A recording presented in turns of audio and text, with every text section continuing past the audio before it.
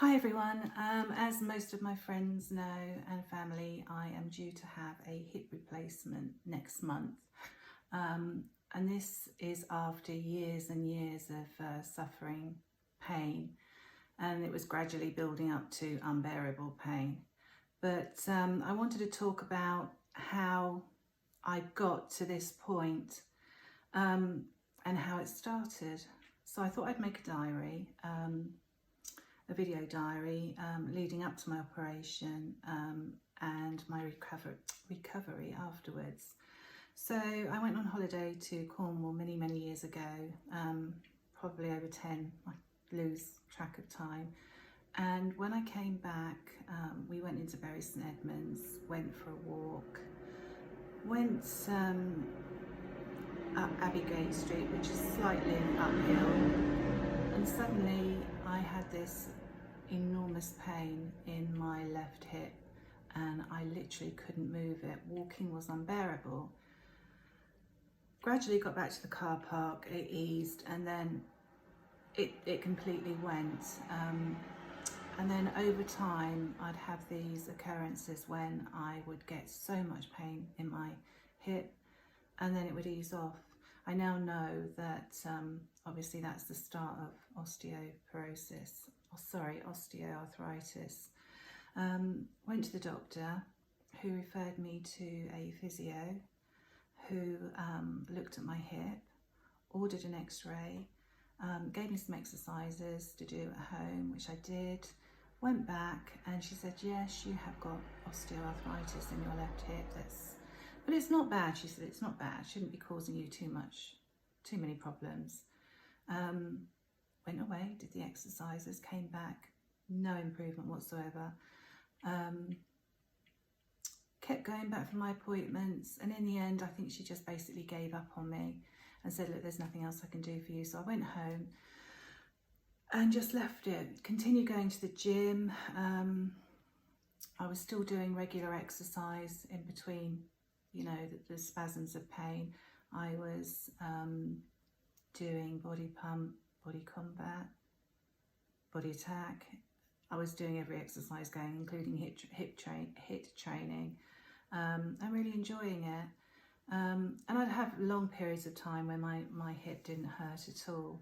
But then it became bad again. Went back to the doctor, referred me to more physio, saw somebody else who gave me exercises again to do at home. And I did them. Then she referred me for another x-ray. The osteoarthritis had got worse. And then she said, look, you're not getting any better. The next stage is you get to see a consultant at West Suffolk Hospital. And I thought, hallelujah, I'm actually going to see somebody who knows about this condition. So I went to see the consultant who got more x-rays, and he said to me, guess what, I've got osteoarthritis. And he said, you're also suffering with hip dysplasia now, which is basically my hip joint, the ball and socket joint, it was coming out. He said to me, you know, you probably go through wear and tear. What did you used to do? So I said, oh, okay, well, when I was at school, I did athletics, tennis, netball, hockey, rounders, did tennis club. And then when I left school, I did the gym a lot. Still playing tennis. Oh, and I played squash. Oh, and then I started to run quite a bit. And he said, yeah. He said, you've worn your hip out. And I said, oh, so exercise is bad for you, is it? He laughed. He said, no. But you have literally, you've been so active that your body is basically wearing out. So I thought, okay, fine. He said, we can give you painkillers, and I would suggest that your hip is replaced. I said, okay, that's great, and I'll feel better after that. I said, will I be able to do all the things that I've had to stop doing? Yes, you will be like a new woman. I thought, great. So I booked in for my hip replacement, and then COVID struck and all operations were cancelled. I did see him during the COVID pandemic, and he said, well, he gave me more x-rays and said, yeah, it's still deteriorating, but there is nothing we can do. The operation's basically cancelled. We don't have beds. We don't have any beds for recovery. I can put you, there are two lists. There's one list for healthy people, one list for people that will need a lot of aftercare. They're both about the same length. I will put you in the list for the healthy people. I said, okay, that's fine, that's fine. And that's how, that was over 2 years ago. So yeah, I've been waiting over 2 years for this hip replacement. I spoke to my consultant a few months back, and the lists weren't particularly moving in the right direction.